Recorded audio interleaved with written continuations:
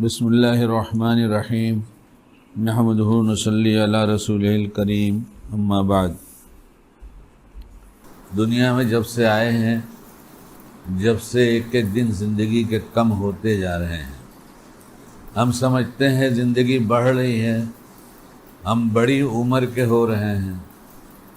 نہیں، زندگی گھٹ رہی ہے، ہم عمر میں چھوٹے ہوتے جا رہے ہیں۔ 60 سال جس کو جینا ہے 30 سال کا ہو گیا تو 30 سال گھٹ گئے یا بڑھ گئے؟ ہم کہتے ہیں بڑا ہو گئے، بڑھ گئے۔ ہم سب کی زندگی کا جتنا وقت گزر گیا اس کا علم ہمیں ہے کہ ہم نے کیا کیا کیا ہے، اور ہمارا عقیدہ یہ ہے کہ 2 فرشتے ہیں جو ہماری کی ہوئی تمام باتوں کو نقل کرتے جا رہے ہیں، ضبط کرتے جا رہے ہیں۔ اور اب تو آسان ہو گیا کہ سب کی ویڈیو فلم بن رہی ہے۔ کیا ہو رہا ہے؟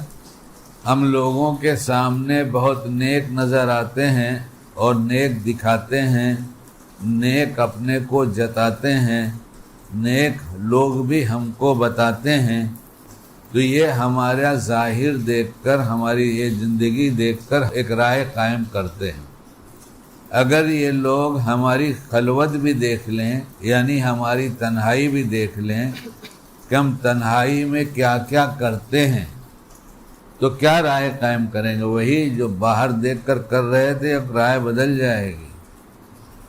جو ہم کرتے ہیں وہ تو کرتے ہی ہیں، جو ہم سوچتے ہیں صبح سے لے کے شام تک جو کچھ ہم سوچتے ہیں، کیا اس میں سب میں کا کچھ حصہ لوگوں کو بتا دیا جائے تو لوگوں کی رائے بدل جائے گی؟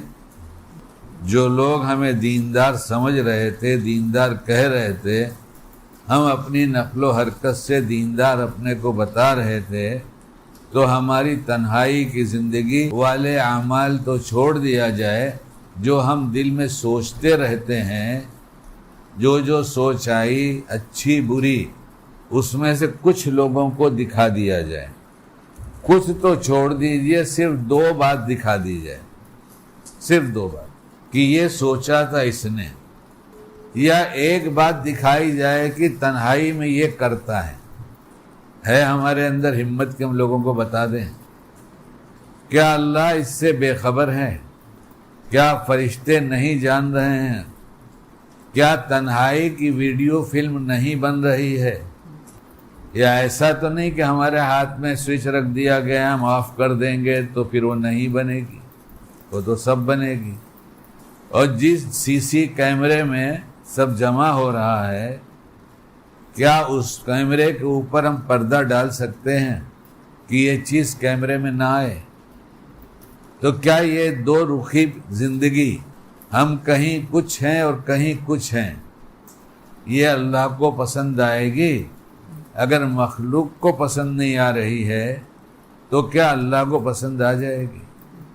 اور ہمارا عقیدہ تو یہ نہیں ہے کہ ہم مر جائیں گے اور پھر ختم ہو جائیں گے یا پنرجنم ہو جائے گا۔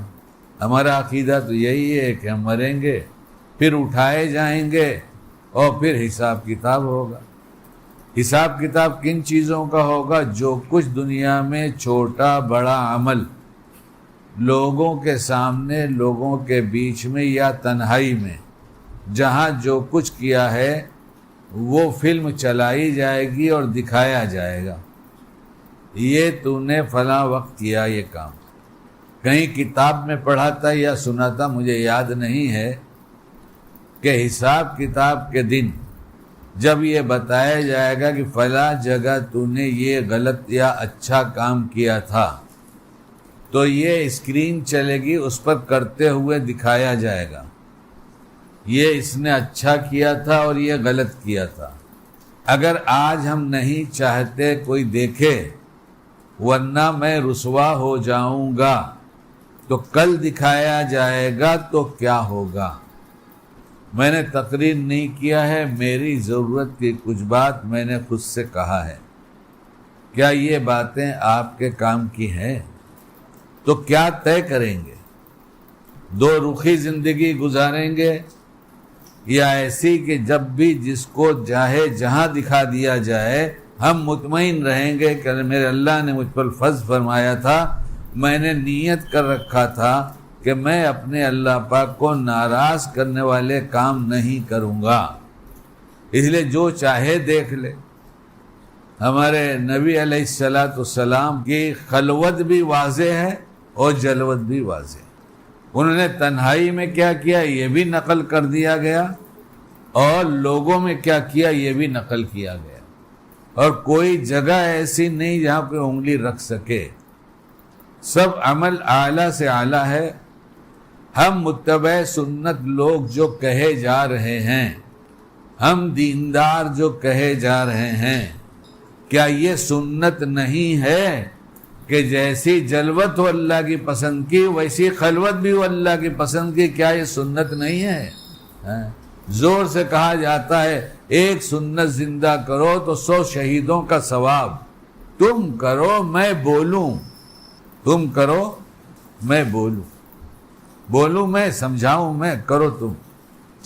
میں سمجھتا ہوں اس کے بعد تو اب تقریر کی کوئی ضرورت نہیں ہے، جتنا بول دیا یہی کافی ہو گیا۔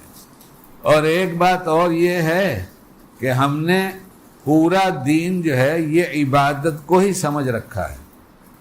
ہمارے اندر جب دین بڑھتا ہے تو کچھ نمازیں بڑھ جاتی ہیں، کچھ تلاوت بڑھ جاتی ہے، کچھ تسبیح پڑھنا بڑھ جاتا ہے۔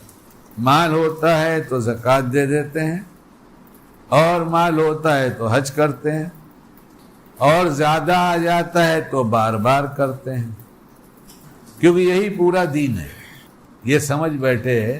اور جو یہ عمل دیکھ لیتا ہے کسی کا بھی کہتا ہے بہت دیندار ہیں۔ ہم لوگ بھی کچھ ایسا ہی کر لیتے ہیں اور ہم کو بھی لوگ کہتے ہیں دیندار ہیں۔ کیا اور شعبے کا علم ہی نہیں ہے کہ یہ تو عبادت کی بات ہوئی، ایمان والے کی یہ عبادت ہوئی۔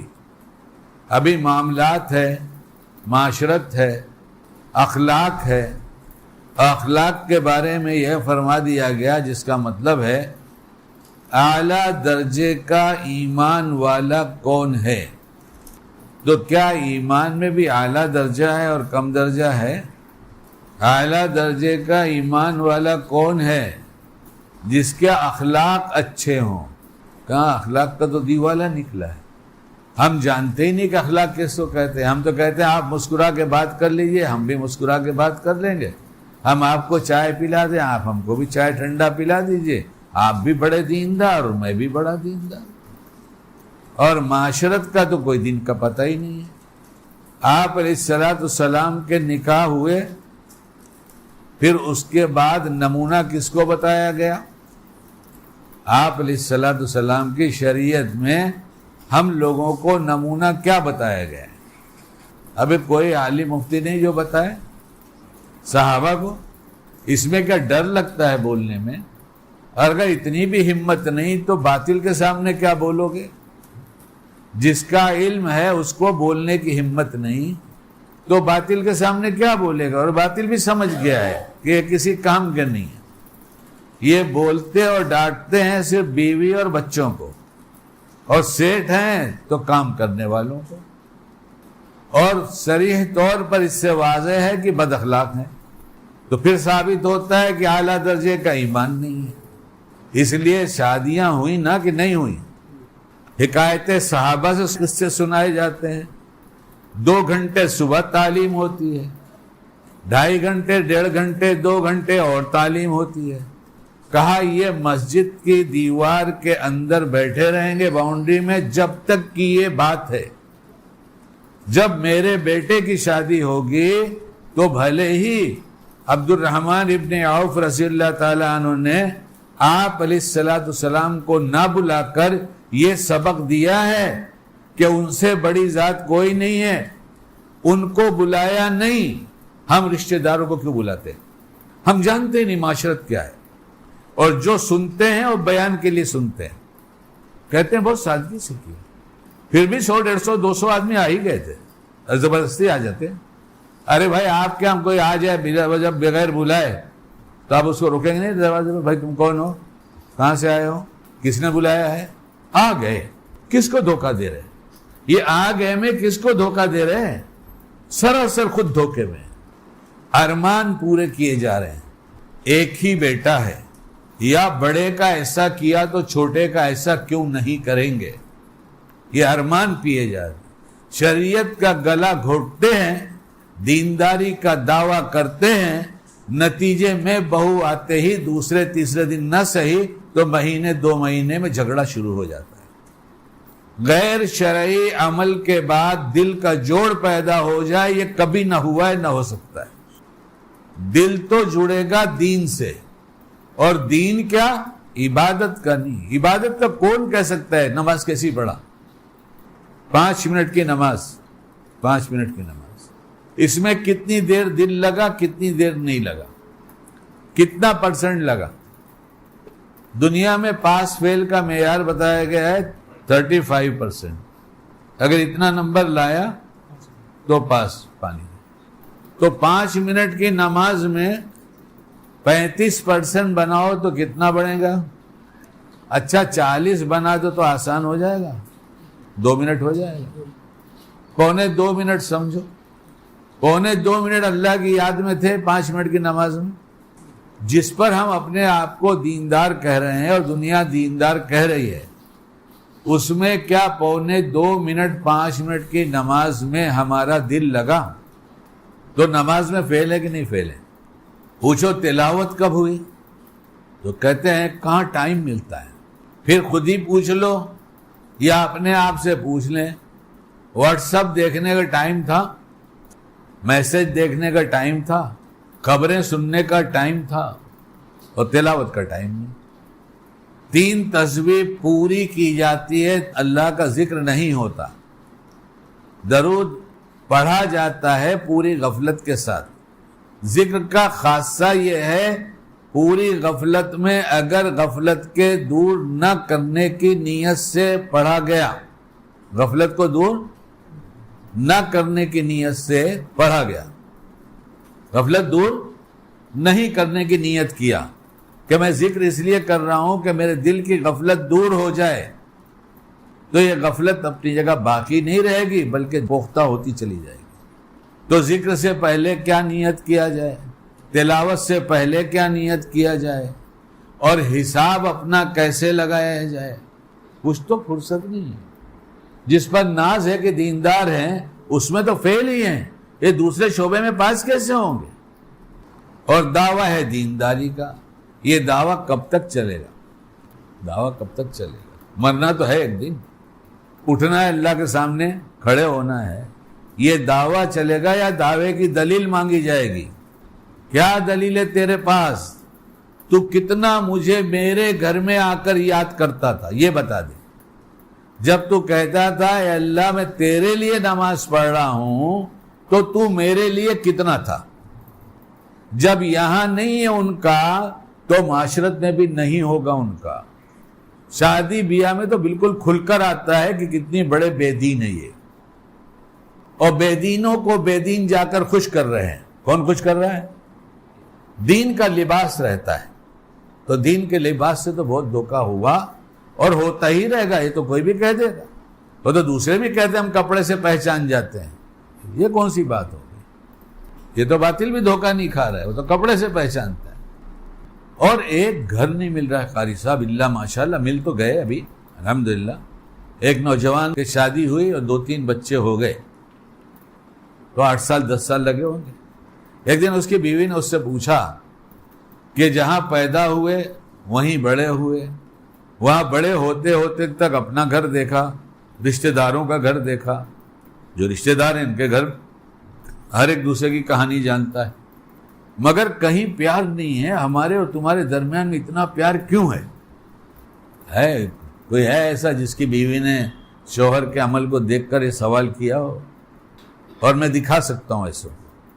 تو اس لڑکے نے کہہ دیا میں جہاں جاتا ہوں نا بابا کے پاس, جن کی کلپ تم کو سناتا ہوں, تم نہیں سنتی, اس میں پیار پیار پیار پیار پیار تو ہے, لیکن گھر لے کے جانے کے بجائے باہر بانٹ دیتے. دل کے ٹکڑے 1000 ہوئے, کوئی یہاں گرا کوئی وہاں گرا. یہاں گرا دیا, تھوڑا وہاں گرا دیا, تھوڑا اس کو دے دیا, وہ چڑیل کو دے دیا, تھوڑی وہ حسینہ دکھ رہی تھی لیکن پسینے کی بدبو بھی تھی, اس کو دے دیا. اور گھر پہنچے تو خالی ہاتھ پہنچے. جب پیار بانٹ کے آئے ہیں تو پیار لے کے کیسا جائیں گے؟ تو بیوی پہ غصہ, بچوں پہ غصہ, اور بچوں کے بچے آئے وہ تو دادا کے مرنے کا انتظار ہی کر رہے ہیں کہ بڈھا کب مرے گا. بڑے دیندار کہے جاتے ہیں, ان کے باپ بھی بڑے دیندار کہے جاتے ہیں. میں اور میرے ایک دوست دونوں وہاں پہنچ گئے تھے, تو دوپہر کے کھانے کے لیے انہوں نے کہہ دیا تھا کہ میرے یہاں کھا لینا, بہت دور سے آؤ گے تو کھانا کھا لینا. کھایا. بہت سے لوگوں کو جب تقوی کا ہیضہ ہونے لگتا ہے تو ہر کھانے کو ناجائز سمجھتے ہیں. ان کے اندر تجسس کا مرض پیدا ہو جاتا ہے اور بدگمانی کا. شیطان ایسا نورانی دھوکہ دیتا ہے, اتنا نورانی دھوکہ ہے یہ کہ یہ سمجھتے ہم دیندار ہو گئے. ان کو معاشرے میں کوئی دکھتا ہی نہیں ہے ایسا. ہم کسی کا نہیں کھائیں گے, بہت جلد غلط کھا لیں گے, ورنہ اپنا مرض ٹٹولنے کی تجسس جائز ہے سب جگہ پر, یا جہاں واقعی ایسا موقع ہے وہاں جائز ہے. اس کا بھی موقع ہے, شریعت نے موقع بتایا. تو کھانا کھانے بیٹھے, ان کے ابا بھی آ گئے. ہو بڑے دیندار, ہمارے تو کہا بھی بڑے آ رہے ہیں, بڑے ذمہ دار آ رہے ہیں تو بڑا اکرام کرنا. بڑا اکرام مطلب بڑا مت کھلانا, جو سب سے چھوٹی ہوتی ہے وہ کھلانا. بڑوں کے اکرام میں کیا ہوتا ہے؟ بڑا مت کھلانا, جو سب سے چھوٹی ہوتی ہے. ہاں توا آئٹم بھی ہو جائے تو اچھا ہے. میں اور میرے دوست نے کھانا شروع ہی کیا تھا, اتنے میں وہ چھوٹے چھوٹے بچے آ گئے. وہ بڑے میاں جو بیٹھے تھے ان کے پوتی پوتے بھی تھے, نواسے بھی تھے.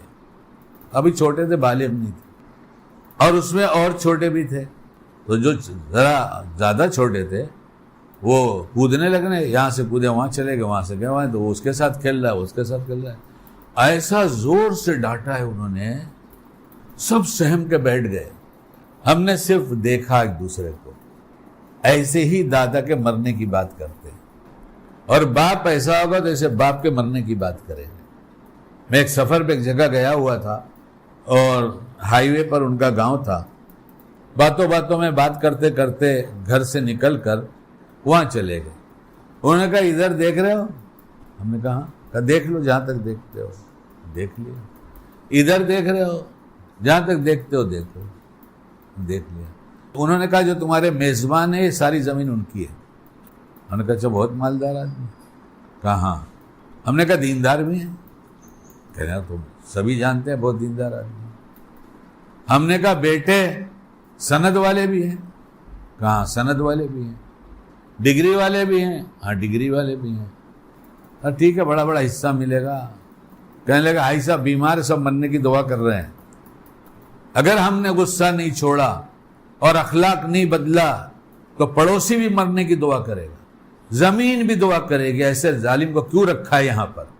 اور جب ہمارے سامنے ظالم کا نام آتا ہے تو ہم بہوؤں والے اپنا نام نکال دیتے ہیں.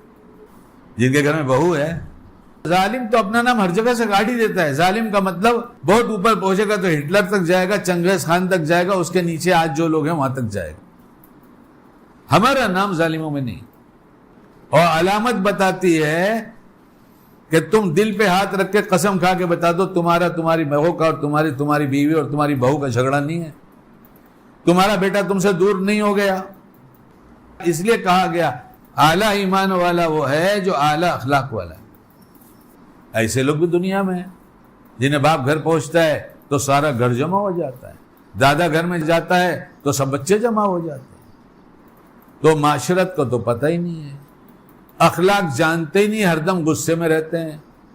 اس دنیا میں سب سے زیادہ پریشان غصے والا ہے, اور ساری پریشانی غصے کی وجہ سے ہے. صحت بھی برباد. وہ تلاش کرتے ہیں یہ رپورٹ نکالو, وہ رپورٹ نکالو, وہ رپورٹ نکالو, کہیں نکلتے ہی نہیں کچھ. بولے سب کچھ ٹھیک ہے. اور شیطان نے کہا اس کو ہر دم غصہ دلاؤ, اس لیے کہ میرا انجام غصے کی وجہ سے برا ہوا ہے. شیطان جانتا ہے, بڑا عجیب ہے وہ, ہم لوگ کو تو بہت سبق دیتا ہے. کہتا ہے تم ہم کو دیکھو کہ ایک دفعہ غصے کا نقصان اٹھایا تو زندگی بھر اس کے لیے غصہ چھوڑ دیا.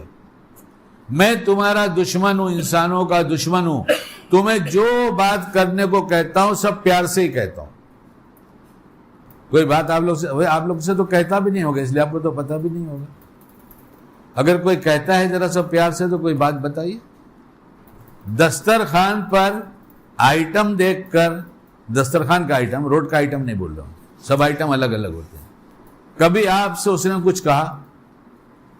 دسترخوان پر شیطان آپ کو کیسے دھوکہ دیتا ہے؟ غصے سے کہتا ہے، پیار سے کہتا ہے، کچھ کہتا ہے یا نہیں کہتا ہے. آپ اس کی سنتے ہیں کہ نہیں سنتے، اس کی بات مانتے ہیں یا نہیں مانتے. کبھی کچھ ہوتا ہے. اور جب آئٹم ہو تو تب کیا کہتا ہے؟ مطلب آپ لوگ سے کہتا ہی نہیں، آپ لوگ سے کچھ کہتا ہی نہیں. بڑے عجیب لوگ. آپ علیہ السلام کا شیطان تو مسلمان ہو گیا تھا اور آپ کا کیا غلام ہو گیا ہے؟ کچھ نہیں کہتا. عجیب بات. ہم سے تو کہتا ہے. پوچھو تو بتائیں تو شاید سمجھ میں آئے. دسترخوان پہ کھانا لگا، واہ ماشاءاللہ کیا ڈشز ہے ماشاءاللہ، ایسے نگاہ ادھر ادھر ادھر، واہ. پھر اندر سے ایک آواز آتی ہے، دبا کے کھانا. کتنا کھانا ہے؟ کبھی کہا آپ لوگ سے؟ کھانا دکھا کر ہی اپنا کام شروع کر دیتا ہے. جیسے نگاہ پڑی، تھوڑا اور تھوڑا اور تھوڑا اور تھوڑا اور، اب پیٹ بھر گیا. ایک سنت زندہ کرے گا 100 شہیدوں کا ثواب، اور ایک بدعت مٹائے گا تو کچھ ملے گا. ارے علماء بتائیں، ہم تو نہیں جانتے. کوئی بدعت مٹا دی جائے تو کچھ ثواب ملے گا؟ ارے کچھ بتاؤ نا یار، میں تو پڑھا لکھا نہیں، میں تو بلا وجہ بیٹھا دیا جاتا ہوں. ارے بدعت مٹے گی تو سنت زندہ ہوگی کہ نہیں ہوگی؟ بولے ہم بدعت مٹا کے سنت زندہ نہیں کریں گے، ہم بدعت کرتے رہیں گے، جہاں میرا جی چلے گا وہ سنت زندہ کریں گے. کتاب میں لکھی ہوئی بات ہے، عائشہ رضی اللہ تعالیٰ عنہ کی طرف سے کہی گئی ہے، جس کا مفہوم یہ ہے کہ حضور پاک علیہ السلام کے وصال کے بعد پہلی بدعت زیادہ کھانے کی شروع ہوئی ہے. دال چاول کا ولیمہ کرے تو ہو جائے گا کہ نہیں ہوئے گا؟ یہ بدعت زندہ ہوگی یا مردہ ہو جائے گی؟ ارے یار ناک کٹ جائے گی. اس بدعت کو زندہ کرنے کے لیے تو اتنی بڑی دعوت کیا، اتنا آئٹم رکھا ہے. یہی بدعت کو زندہ کرنا ہے ہم کو، اتنا آئٹم رکھا ہے. اسی لیے ایسا شکار کرتا ہے کہ ہم نشے میں ہیں، نشے میں. پھر اس کے بعد کیا ہوتا ہے؟ کھانا شروع ہوتا ہے، پیٹ بھرنے لگتا ہے، پھر آواز آتی ہے، بس کر دے. اندر سے آواز آتی ہے، پیٹ کے 3 حصے کرو، پیٹ کے 3 حصے کرو، پیٹ کے 3 حصے کرو. کئی دفعہ پوچھا ہم نے، اور پرانوں سے پوچھ لیا کہ کیسے کرتے ہیں ذرا بتائیے، آپ تو بڑے پرانے ہیں. کہا پرانے ہیں کیا یہی زندہ کرنے کے لیے ہو گیا ہے؟ یہی چیز رہ گئی ہے کیا؟ فون کرایا گیا تھا کہ بڑے آ رہے ہیں، اکرام کرنا ذرا. اس ٹائم یہ سب بات کی جاتی ہے کیا؟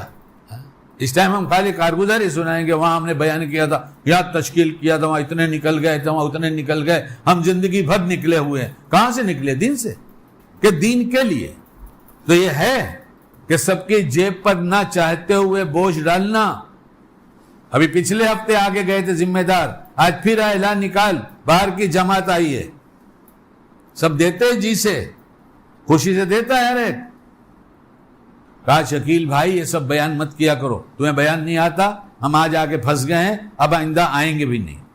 ہاں بالکل مت آنا. جس نے پھنسایا اسی کے پاس پھنسے رہنا، اور جو چھوٹنے کا راستہ بتا رہا ہے اس کے پاس مت آنا.